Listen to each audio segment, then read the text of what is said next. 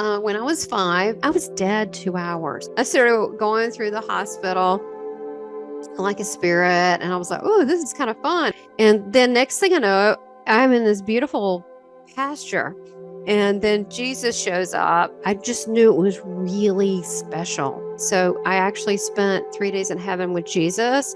And what's cool, what I learned, I have a little gift that I brought back, which a lot of us do. And I hold this dear in my heart. In this video, I'll share the near-death experience of a 5-year-old girl who died of pneumonia, went to heaven, and spent 3 days with Jesus Christ. But that's not all. She came back knowing 5 amazing facts about dying and the afterlife that are bound to shock you like never before. First, is dying painful? Second, does heaven exist? Third, who creates our reality? Fourth, does unconditional love exist? And fifth, what is the secret for going to heaven? Sit back and enjoy. When I was 5, and I hold this dear in my heart, this was really special to me, and it still is. I still think every day about this time when I was 5, when I had a near-death experience. I got very ill. I had a fever of 103.9, and then my mom was trying to feed me. I couldn't eat. She called the hospital. She mentioned I had a high fever, so she put me in a tub of ice, which when you're freezing, it's just not good to be in a tub of ice. I still remember that, but she was trying to bring the temperature down. And then she wanted to take me to the doctor, but my stepdad, who she ended up marrying, who was going through the adoption for me, and he said, no, we don't have the money. So they didn't. And Mom put me to bed, and she checked on me in about an hour, and I was completely drenched, soaking wet. And so she picked me up, and she goes, we're going to the hospital now. Tamara recalls that when they finally reached the hospital, the doctors declared her dead on arrival. And this brings us to fact number 1. Dying is not painful. As we're driving, we, go through, I just kind of drift. I had pneumonia. That's what's going on. Okay. So the strep throat went into pneumonia, and the pneumonia, I know people get it. It's kind of one of those things you just drift away. It's in some ways peaceful, but I just lifted above my body. Now I would come back and check from way above, about 200 feet, and come back in the car. And my mom, when she found out I didn't have consciousness or in the body, she started crying and cussing my stepdad. And then we finally got to the hospital, and we had about a dozen people come out. It was about 12 people, but then it ended up being 8 that worked on me. And as they came out, they rushed. They had the gurney, and they rushed me in, code blue. They clocked me in as being dead 15 minutes. They brought me in. They immediately started hooking me up to stuff and started putting a tube down my throat. And then they started pumping out my lungs. So that kind of, I didn't want to see, they were pumping this goop out. It was gross to me. I was a kid. I was like, I don't want to see this. So I started going through the hospital like a spirit. And I was like, oh, this is kind of fun. I was like fast as a bullet. I was like, oh my gosh, this is great. I felt so free to be out. It was just so invigorating to be free and to be pure spirit. And then I would go into different rooms and try to help people like an angel. One lady was giving birth to a little girl, and she was not sure that she could raise the child. I just kind of knew everyone's thoughts. And I said, hang in there. You have a daughter. I know, it's like, this is great. I'm being like an angel. This is great. And then I went to a guy who needed water, and I knocked off that water that wasn't much in it to get more. And so then I would zoom back and check on my body. And then I did come across a candy machine, and there was a little girl that was living that could see me. I thought it was interesting. And she had a brownie outfit on, and she could see me. I said, hey to her. And then I went back in the room and checked again. This went on for a couple hours, and they were trying to get I had a weak pulse, so they worked on me a couple hours. Well, eventually, which this took me a while to see this. It was very, I don't know why, upsetting, but they covered me up with a sheet. So I guess they just worked really hard, and that was that. And I remember not seeing that aspect of it at the time till later. But what I saw was the doctors upset. And one of the doctors, there was two male doctors. One said, I have a daughter her age. And then the nurses were crying, and I could not understand what they were upset about. I was like, why are they upset? And then next thing I know is I see two, I knew they were Catholic because they had rosaries, even though, we didn't grow up Catholic, we grew up Presbyterian, but I knew what that was. And there was a nun and a priest, and the woman says, blessed are the innocent. I didn't know she's talking about me. And so, right after leaving her body painlessly, little Tamara found herself floating around the hospital, but only until it was time for her to begin her amazing journey to heaven. And this brings us to fact number 2. Heaven exists. And then next thing I know, I'm in this beautiful pasture. It's this beautiful meadow. And beside me, there's a man kneeling, holding my right hand. And I said, that's that man, that you're the man I talked to. And you're that man. And it was Jesus. And he goes, yes, I am. And he was smiling, and he had this light emitting all out from him. It was just a light emitting everywhere. And he had beautiful teeth, a warm smile, warm eyes. And he had his hair was below his shoulders, wavy, brown with golden highlights like he had been outside. He had an olive complexion, but he was so glowy. That was the main thing that I noticed. His eyes were lighter, but honestly, it kind of switched between blue and green, and it was these pools of things going on there. It was just multidimensional. It was amazing, but it was more the frequency that I felt that was really loving. And then he said I had to go back, and I really did not want to go back in this place. And I saw children playing on a roundabout to the left, and I said, well, they're here, and so why can't I stay? And he said, no, you have to go back. He said, but I have something for you. And of course, I'm 5 years old, so I go, a toy. And he says, no. And he took off from his rope belt and wrapped it on my left wrist. It was like a friendship bracelet. And he said, I wrap you in my love, protection, and wisdom. Much is given, much you'll give. Through the small things, the big things will be accomplished. And through the big things, the small things would be noticed. And so he said that I had to go back, and that my mother needed to be taught what love was. And I said, I don't know how to do that. And he chuckled, and he said, well, there's no right way or wrong way about that. And he said, okay, why don't you can stay for a little bit, but then you have to go back. And he says, walk with me. And as he walked, he had bare feet. They were like great looking feet for a guy. They just looked so pretty. Like he had been to the salon. I mean, it's a funny thing to say, but his feet looked great. And then the grass curled around his feet. It was so real. And as he's walking, you could see the grass, you could see the clouds follow where he's going. You'd see the flowers, but more than that, you could hear like them, like we're alive, like like whatever they're saying, they were alive. They could be in worship, they could be in awe, but they were alive, and they were everything was following him, because I thought, isn't that unusual? Everything was following wherever he went. As Tamara explained, after dying and leaving her body, she discovered that heaven is a real place. But that's not what most surprised her, because soon after that, she discovered fact number 3. We create our own reality. And then he went by this tree, and it had a really big rock, and he said, let's sit here. I couldn't really sit up on the rock because I'm too short, but I kind of leaned against it. And he said, let's sit here and you can ask me questions. He said, but we don't eat from this tree.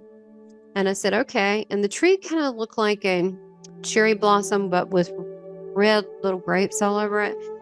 And he said, this is a very wise tree. And I was like, okay, I'm not really thinking about that tree right now, but that's what I was thinking. And I was like, okay. And he said, but you can ask me anything.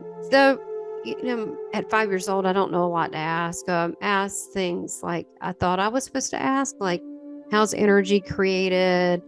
Why did the dinosaurs die? Just kind of kid stuff.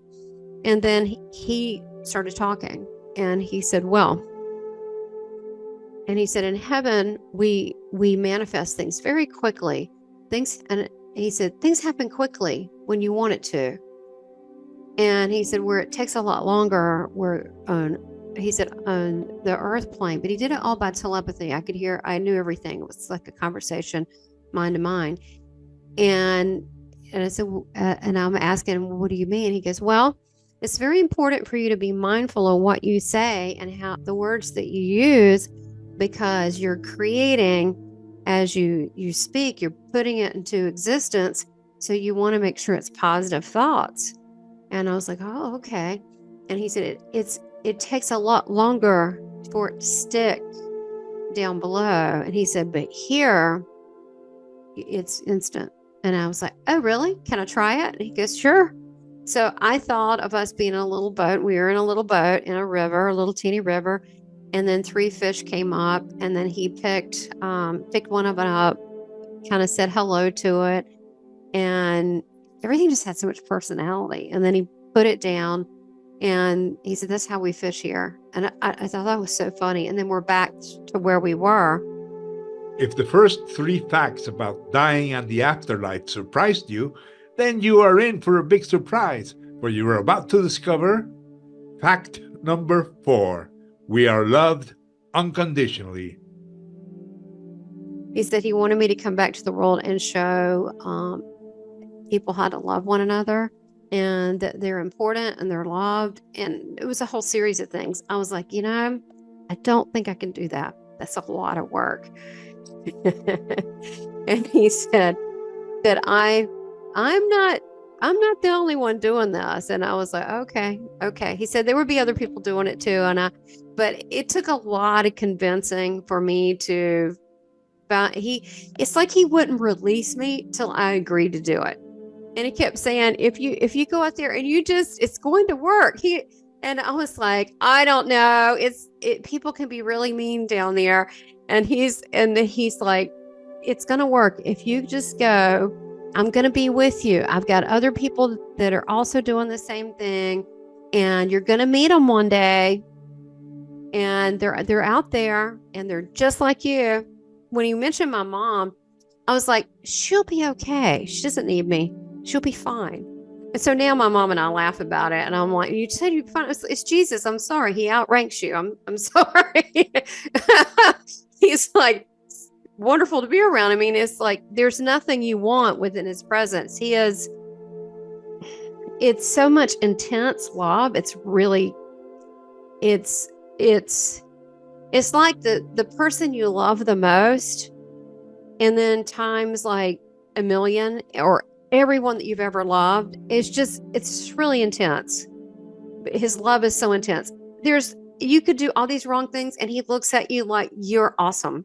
He just looks at you like you're totally complete and fantastic. You're like, well, he goes, that's why he's always defending people. He takes it for people all the time. And he comes through like that. And he's like, well, based on what they had, that's the decision they had to make. I totally understand that. I'm like, you take it for everybody. And he goes, he thinks we're all family. And so he wants you to have grace and mercy with people. So I had fun laughing with him. He's very funny. He comes to me still very funny. He I think suits the people that he comes to. He talks to them at the level where they are. But then again, shouldn't we all be like that? Shouldn't we meet that person kind of where they are? But he said, go back. He said, I had to go back. And I really, really pitched a fit. I really want to stay here. I did not want to go back at all. It's time to get ready to be blown away as we approach fact number 5, the secret for going to heaven.